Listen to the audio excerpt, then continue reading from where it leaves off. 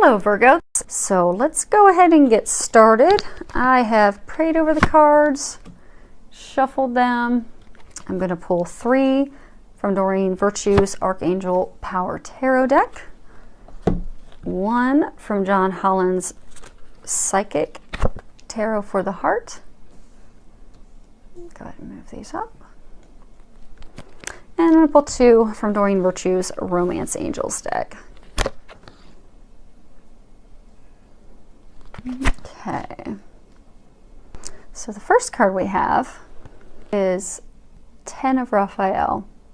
And if you read the bottom of it, it says, love and blessings fill your life. Harmonious relationships with family members, happily ever after. And if you look, you'll see a rainbow and the medical insignia, as well as a couple embracing, having a private intimate moment, and a couple frolicking in the back left side of the card. And what I'm getting from this is you've had a very turbulent time with your partner, maybe a number of months of arguments, not agreeing, and you're finally going to get to the place where that spark is back, where your commitment's back, where your joy is back, where you're just really ignited as lovers, set aflame again. And it's almost as though you're thinking it's too good to be true. You're waiting for, the next shoe to drop, waiting for something else bad to happen. But what they want you to know is, you're really at a place of peace and happiness now. Enjoy it. Let go of those worries and concerns so you don't bring anything back into the relationship, because you really are at a harmonious, happy time with your partner now, and enjoy it. And continue to invest that time and that bliss and that happiness with your partner, and you'll continue to have that, because it really is here. You finally, after all the work and the disagreements and the struggles that you've had, you finally have arrived at that place of happiness, bliss, joy. Enjoy it, because it's not going anywhere and you don't need to worry about that. 8 of Michael. If you can read the bottom of it, it says, you can be free. Make a courageous choice to change your situation, not seeing things clearly. I'm getting for a number of you, you're in a relationship where you're really just, you're feeling trapped. You're not happy, and it's almost like the emotions have gotten you so confused. You don't even know what to do. You don't know how to move forward. You don't know what your next step is to take, but you're definitely not happy. And I get for a lot of you, you just want to be free of the relationship. You want to be done. So what they want you to know is that, you can completely, in a moment's notice, change your perspective and free yourself from that relationship where you're not happy. You can completely leave the relationship. You can go get some counseling. You can try to improve it, but you don't need to continue sitting stuck in it, in a place of, unhappiness, because you deserve happiness, and they're there to help you get there. You just need to ask for their help and take those steps forward, because I get that you're keeping yourself stuck because of your perspective. So change your perspective, trust, have faith, and if you've done everything you can and it's just not working, it's safe and okay for you to walk away from the relationship. It's not meant for you. And if not, then listen to those steps and those intuitive nudges to go and try to work things out. But don't let yourself continue to sit and be stuck.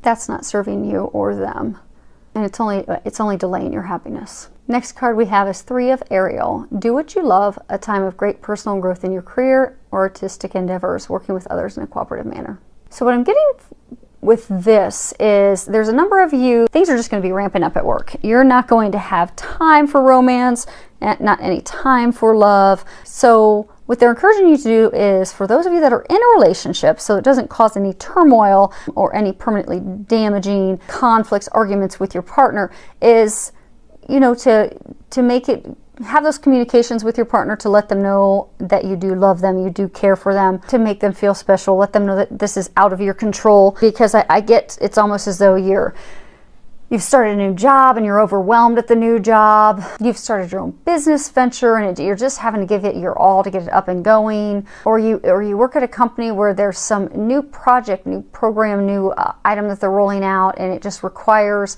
to step up the plate and put in a bit of overtime for the next month. So I get that you're just going to be completely focused on work. And for those of you that are single, that's okay. For those of you that are in a partnership, though, just make sure your significant other knows that and understands that, so that doesn't cause you any complications. And I do get that if you have the open communications with them, that they'll understand, but you will need to have those, you know, conversations with them so that they don't think you've just closed up and that there's something, you know, you don't want them thinking that you're upset with them. So have those conversations, all be well, you'll be able to focus on work. Next card is giving and receiving. So what I'm getting is, for a number of you, you're off balance with your partner. Yes, in a perfect world, relationships are 50-50, but we all know that they're not. There's going to be times that you're going to give more than your partner, and there are going to be times that your partner is going to give more than you. But what I get is that you have been at one end of the spectrum for far too long, and it's causing a number of conflicts. For a number of you, I get that you have been giving way too much. And since your partner is not returning that, you're feeling underappreciated. You don't feel that they value you. So what they're encouraging is to rebalance that. And for those of you that are receiving more than you're giving, same thing. So you're making your partner feel unappreciated. So in order to keep the relationship and not cause permanent damage and to jeopardize it, they're encouraging you to get back to a balance of giving and receiving. And for those of you that are, like when you look at this, you'll see the blue kind of stands out. So for those of you that are giving too much, are going to have to initiate that conversation with your partner to let them know how you're not feeling appreciated, how you feel that you're giving and not receiving, and that you can ask for their help when having that conversation. Because it's, you know, most people that are givers are natural givers in their nature. I get that it's going to be a difficult conversation for you, but I get if you ask for help, ask your angels for help, they will help you with that conversation and there will be a positive outcome in it. And then the yellow stands out for those of you that have been just receiving things left and right and just loving having this person do it on you and give you things and just take care of everything for you. It's time for you to give back to them. So luckily for you, it doesn't really need a conversation, just for you to start taking care of them, helping them, giving them. And you're going to notice that they're feeling underappreciated and not valued. It's going to turn around and you're going to notice that's going to transform your relationship. So next card we have is children. Your love life is being affected by children. So what I'm getting is, for some of you, they're encouraging you to be playful and have fun like a child with your partner. For those of you that are single, I get that you're so focused and worried about finding someone that you're just not enjoying you and having fun with you. Don't worry and stress and be planning your life about all around finding that partner. Just go out and have fun. And for those of you in a relationship, you know, go and have fun together. That'll put that spark back in it. Just the playfulness with each other. It's, you know, it brings in, you know, romance and really, you know, sets the relationship on fire. So go and just have fun with each other. And what I'm getting for a small number of you is, this is talking about how you've been trying to have a relationship. I mean, how you've been trying to have a child. You're in a very happy relationship. And your relationship has been very happy and blessed and very harmonious and loving for a very long time. But you've been trying to conceive a child and it's not going as planned and not been successful yet. And what I'm getting is, you're so focused and stressed and worried about not being able to have a child and grow the family that you've desired your whole life, that you're starting to block yourself. And for some of you, you're even starting to have arguments with your spouse about it. So what I'm getting is, this is twofold for you. I'm getting that if you can go and just stop worrying and thinking about that for a little while.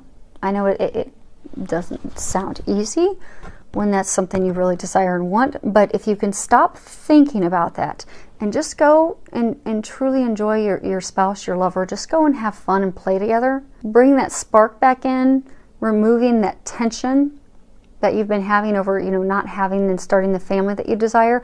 But if you can just go play and have fun and forget about that, I'm getting that would remove the blocks It could ultimately end up leading to you conceiving the child that you desire.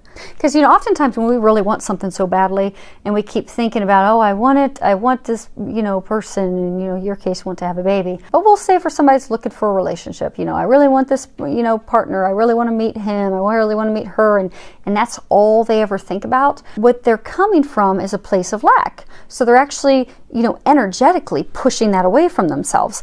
But those same people, you'll notice that when they stop and they're kind of like, oh, okay, whatever, I give up. It's just, oh, I'm just meant to be single.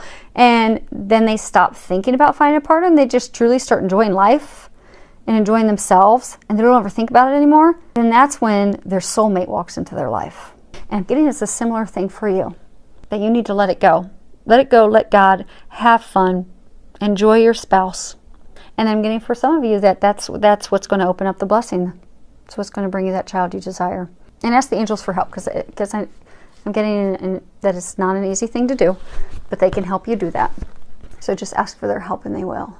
Next thing we've got is keep an open mind. Your soulmate may differ from your usual type in expectations. So I'm getting for some of you that are single, you have met the one, and not just the one, but a soulmate. But it's like you're blocking that person because they're not your normal type. So, you know, maybe you like normally blonde females and she's a brunette, and you normally like, you know, blondes that are really tall, and maybe she's just 5 feet 2 inches and a brunette. So you're just totally not looking at her as an option. Yeah, you kind of feel some connection, but you actually kind of keep purposefully turning away from it and hoping that that's not really what you're feeling, because she is totally not your type. But what I'm getting is, if you open up to that and you let go of these expectations that you have and you just really open yourself up to it, you're going to find that person is perfect for you. And your expectations, the vision that you had in your mind, because I do get that's just surface things. And meaning that, you know, if you put together your list and you said, you know, I want someone that's financially stable, I want someone that's caring, I want someone that's loving, I want someone that, you know, wants to have a family, I, you know, desire someone that lives in the same city, I want someone that, you know, enjoys spending time with their family. And then you also put this list of, oh, and I want her to be, you know, 5 feet 9 inches and blonde hair and blue eyes. Well, what I'm getting is, take away those, you know, their looks. When it gets to the actual core depth of what you're looking for in a relationship, that person is that and so much more. And you'll realize it, and you'll realize how perfect they are for you as soon as you let go of those expectations and let go of that block, because you're blocking yourself from love. And for some of you, I get that's really hurting that person, because that potential love interest, that potential partner, that person who is your soulmate, really does feel a connection with you and really does love and care for you. But you keep pushing them away because they're not this vision of what you think your partner is going to be. And that's really hurting them deeply. And what I'm getting is, if you can't let go of those expectations in the near future, you could very well permanently ruin your opportunity with that person. So just let go of expectations and just see how things go. Because I get that, you know, for those of you that this is a message, you knew right away it was you knew who that person was. So just trust, just see how it goes. And you'll probably be blown away, because I get the person is like everything you've wanted and so much more. So just try it out, see how it goes. Because I got a feeling it's going to go amazing. So thank you to everyone who has subscribed to my channel. Thank you for all of your comments. I love your comments. I love your feedback. Keep it coming. I appreciate it. Filled with a lot of love, joy, and blessings.